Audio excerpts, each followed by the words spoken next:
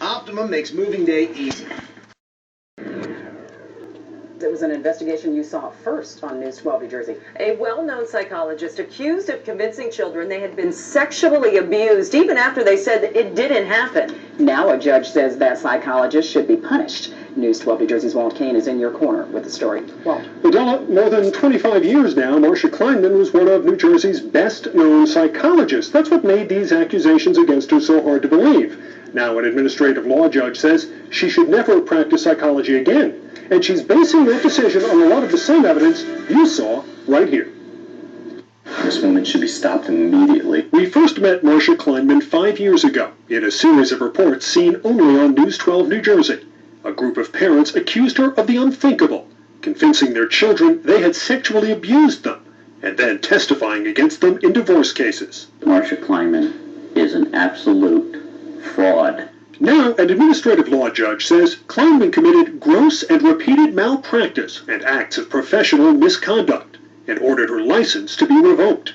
Attorney David Perry Davis is a longtime critic of Kleinman.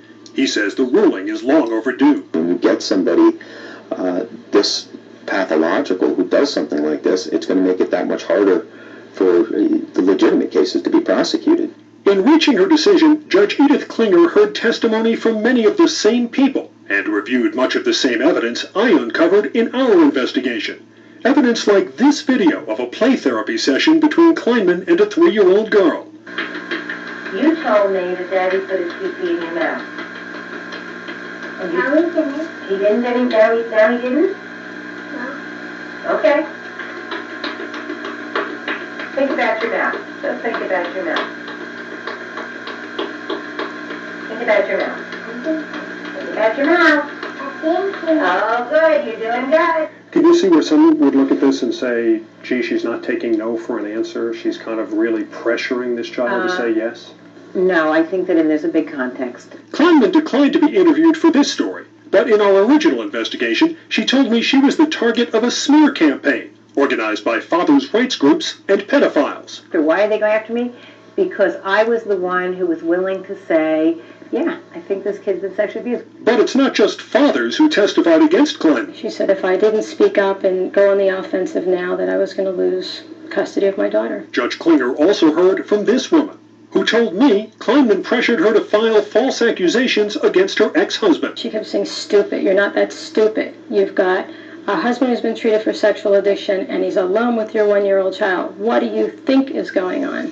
Did she ever come out and say, you need to make a sexual abuse allegation? She said, you need to put these two together. It was very clear to me what she wanted me to say. She wanted you to... She wanted me to say, yes, I think my daughter's being sexually abused. Under the law, Kleinman can protest the judge's order with the Board of Psychological Examiners, but Davis says he doubts that will make a difference. His biggest concern is for the families, whose lives will never be the same. How are you going to go back now, years later, to that child who has absolutely had memories implanted now and doesn't know if they're real or false? How are you going to go back and try to heal that relationship? I don't know. In addition to losing her license, the judge ordered Kleinman to pay a $60,000 fine. Again, I did want to talk to Kleinman. She declined. She referred me to her attorney. He did not return my calls. If you've had dealings with Marsha Kleinman, or if you have another story you think I need to investigate, call me at 732-738-KANE, or email kaneInYourCorner@news12.com, or go to facebook.com/KaneInYourCorner.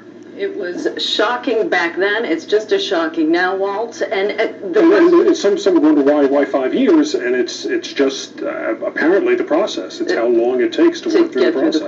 Were you able to talk to any of the families and how those kids are doing fast forward 5 years now? Most of those that I talked to did not want to be interviewed this time on camera, and it varies. I mean, in one case, the father of that child in the video tells me that he hasn't seen that child in years. She's almost a teenager now, and they really have no relationship at all. Wow, very disturbing. All right, thank you so much. Walt Kane reporting, everyone.